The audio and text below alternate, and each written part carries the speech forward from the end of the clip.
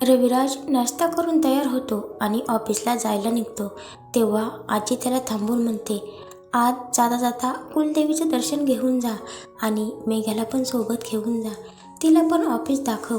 रविराज कधी आजीचं बोलणं टाळत नाही, पण आजी आतमध्ये गेल्यावर मनात वैतागून बडबडतो, अजून किती दिवस हे सगळं सहन करायला लागणार आहे काय माहिती. तेवढ्यात मेघा तिकडे येते आजीने दिलेले सामान घेऊन. रविराज काही न बोलता गाडीत जाऊन बसतो. मेघाला कळत नाही, काल हा वेगळा वागला, आज हा वेगळा वागतोय. मेघा पण गाडीत जाऊन बसली.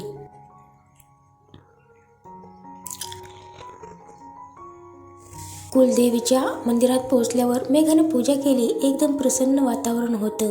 रविराज पण शांत झाला होता. तो काय वागतोय, काय करतोय त्याचं त्याला समजत नव्हते. लग्न करायचं नसताना लग्न करायला लागलं आणि आता ही मुलगी आवडते तर तिचं दुसऱ्याच मुलावर प्रेम आहे. देवीला त्याने हात जोडून या विवंचनेतून सोडवायला सांगितलं. तोपर्यंत मेघा बाहेर बागेत गुलाबाची झाडं बघत होती.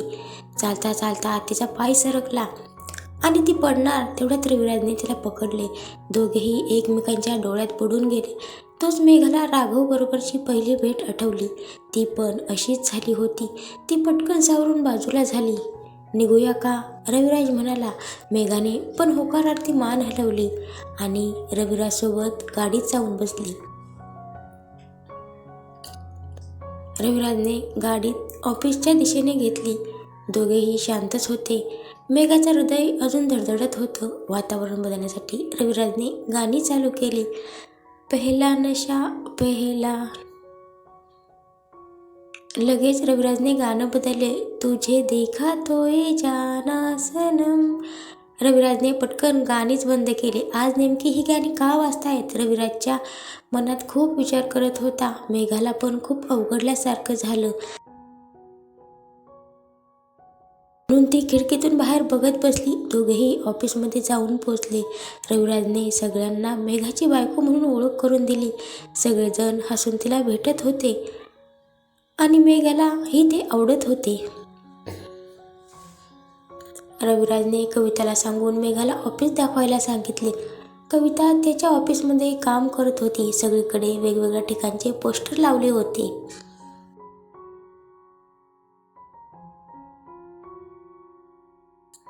मेघाला पण फिरायची खूप आवड होती. तिथे तिला तिच्या आवडीचा ठिकाणचा पोस्टर दिसलं, ते म्हणजे स्वित्झर्लंड. तिला तिकडे जायची खूप इच्छा होती. राघवबरोबर तिने तिकडे जायचं ठरवलं होतं. ती तिकडे बराच वेळ उभी होती. तोच मागून रविराज आला. कोणता विचार करतेस? रविराजने विचारलं. मेघा म्हणाली, स्वित्झर्लंड किती छान आहे, मला एकदा जायचं आहे तिकडे. यावर रविराज म्हणाला, मी आता स्वित्झर्लंडची टूर प्लॅन करत आहे, तुला यायचं असेल तर चल. मेघाने मानेनेच नकार दिला. तेवढा ड्रायव्हर आला मेघा घरी सोडायला. तसं रविराजनेच त्याला सांगितलं होतं. मेघा घरी आली. जेवण वगैरे आवरून ती ताईबरोबर गच्चीवर गप्पा मारत बसली. ताई तिला रविराजच्या लहानपणीच्या गोष्टी सांगत होती. नंतर घरातल्या माणसांबद्दल प्रत्येकाचे स्वभाव सांगत होती. गप्पा मारता मारता संध्याकाळ झाली. आईने हाक मारल्यावर दोघी खाली गेल्या. मेघाला अजून एक चांगली मैत्रीण मिळाली.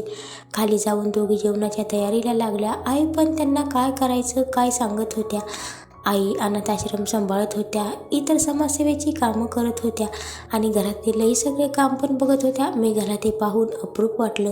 मेघाला सगळं किचनचं सामान कुठे आहे, काय आहे, कोणाला काय आवडतं ते सगळं प्रेमाने सांगत होत्या. मेघाला अगदी तिची आईच आहे समोर असं वाटत होते.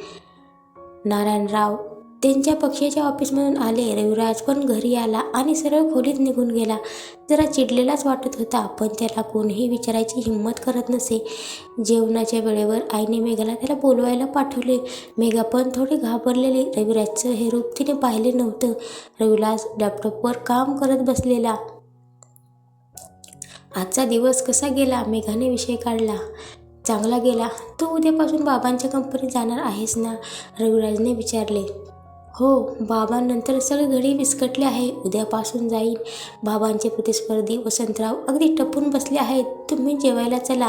सगळे वाट बघत असतील. आपण नंतर बोलू. असं बोलून मेघा खाली गेली आणि तिच्या मागोमाग रविराज पण गेला.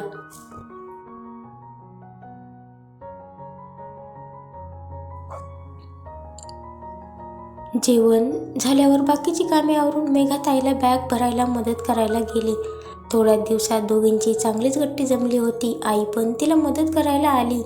मुलगी शेवटी पाहुणी आहे. तिला तिच्या संसारात परत जायला लागणार हे माहीत असून देखील डोळे पाणवतात. आईचं काळीजच ते. ताईचं सगळं आवरून मेघा खाली खोलीत आली. रविराज कधीचा झोपी गेलेला. मेघाला त्याचबरोबर बोलायचं होतं, पण उद्या बोलू विचार करून ती पण झोपायला गेली. आजही रविराज सोफ्यावर झोपलेला. त्याच्या अंगावरची चादर मेघा नीट करायला गेली तेव्हा त्याच्या चेहऱ्यावर एक निरागसता होती. तो चेहरा मेघा निरखून पाहत होती. तोच रविराजला जाग आली. मेघाला इतक्या जवळ पाहून तो दचकला. मेघा पटकन मागे झाली आणि म्हणाली, चादर नीट करत होते. आणि ती झोपायला गेली. आज तिला राघवची आठवण आली नाही. ती दमून झोपी गेली. रविराजला तिची ती धडपड पाहून हसू आलं आणि तो पण झोपी गेला. सकाळी मेघा उठून कामाला लागली. आईला कामात मदत करून सगळे आवरून घेतलं.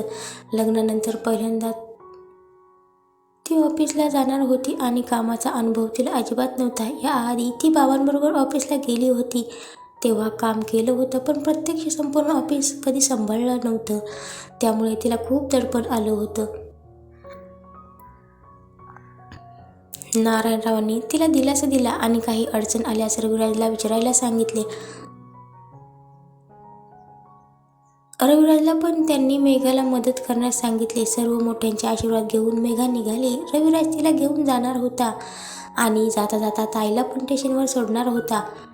ताईला स्टेशनवर सोडून दोघे मेघाच्या ऑफिसला गेले. खाली असताना रविराजला फोन आला. त्याने फक्त ठीक आहे बोलून फोन ठेवला आणि मेघाला म्हणाला, तुझ्या ऑफिसमध्ये मला थोडं काम आलं आहे. संध्याकाळी घरी आल्यावर बोलूया.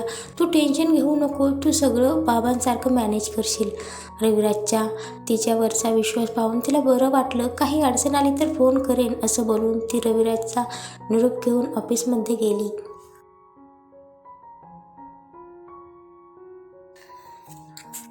ऑफिसमध्ये गेल्यावर मेघाचा सगळ्या लोकांनी टाळ्या वाजून स्वागत केलं. खूप शुभेच्छा दिल्या. बाबांचे सेक्रेटरी भोसले काका तिला केबिनमध्ये घेऊन गेले. बाबांच्या केबिनमध्ये गेल्यावर मेघाला खूप भरून आले. त्यांच्याबरोबरच्या सगळ्या आठवणी एकामागोमाग एक आठवून ती रडायला लागली. भोसले काकांनी तिला धीर दिला आणि फाईल आणायला बाहेर गेले. खुर्चीत बसताना आधी तिने तिला नमस्कार केला. शेवटी तिच्या बाबांची खुर्ची होती ती. मेघाने आईला फोन लावला पण तो बंद लागत होता. घरचा फोनवर फोन केला तर कोणी उत्तर दिले नाही. आई कोठे गेली तिला समजत नव्हतं. तेवढ्यात वकील काका आले. मेघाच्या काही सह्या पाहिजे होत्या त्यांना. मेघाने बाबांची अट पूर्ण केल्याबद्दल तेही खूप खुश होते. 2 महिन्यात संपत्ती मेघाच्या नावावर होणार असे सांगून त्यांनी मेघाचा निरोप घेतला. मेघाने पटकन राघवला फोन केला पण त्याचाही फोन बंद लागत होता. भोसले काका फाईल घेऊन आले आणि कामकाज मेघाला समजावत होते. मेघाला काही गोष्टी समजत होत्या तर काही डोक्यावरून गेल्या. लंच ब्रेकमध्ये रविराजचा फोन आला. त्याने तिची आणि कामकाजाची चौकशी केली आणि समजत नाही ते समजावून सांगण्याचं आश्वासन दिलं. मेघाला त्याच्या शब्दांनी खूप धीर आला. विचारपूस करतानाची काळजी तिला समजत होती, ज्याची तिला राघवकडून अपेक्षा होती. काम संपवून काही फाईल घेऊन मेघा घरी आली. घरात आल्यावर मस्त पदार्थांचा घमघमाट सुटला होता. ती हातपाय धुवून पटकन स्वयंपाकघरात गेली तर तिथे तिच्यासाठी एक सरप्राईज होतं. तिची आई काही पदार्थ बनवत होती. तिने जाऊन आईला मिठी मारली. रविराजच्या आई आणि आजीच्या डोळ्यात पण पाणी आलं ते दृश्य बघून. फोन का नाही लागत तुझा? किती काळजी वाटत होती मला. तू इथे कशी आलीस? मला का नाही सांगितलं? मेघा एकामागोमाग एक प्रश्न विचारत होती. आई तिला थांबून म्हणाली, अगं हो किती बोलशील, तुझ्या सगळ्या प्रश्नांची उत्तर देते. रविराजराव मला इथे घेऊन आले तुला बरं वाटेल म्हणून, आणि त्यांनी सांगितले तुला सरप्राईज द्यायचं आहे. आज तुझ्या सासूबाईंनी आणि मी सगळं जेवण तुझ्या आवडीचं बनवलेलं आहे. तोपर्यंत रविराज आणि नारायणराव पण आले. सगळ्यांनी एकत्र जेवण केलं. मेघाची आई जायला निघाली. मेघा आणि रविराज तिला थांबवायला सांगत होते, पण ती थांबली नाही. जाताना मेघाला जवळ घेऊन म्हणाली, नशीबवान आहेस तू, तुला रविराजरावांसारखा नवरा मिळाला. तुझं मन जपायचा खूप प्रयत्न करतायत. तू पण जुनं विसरून जा, नव्याने सुरुवात कर. असं बोलून आई निघून गेली.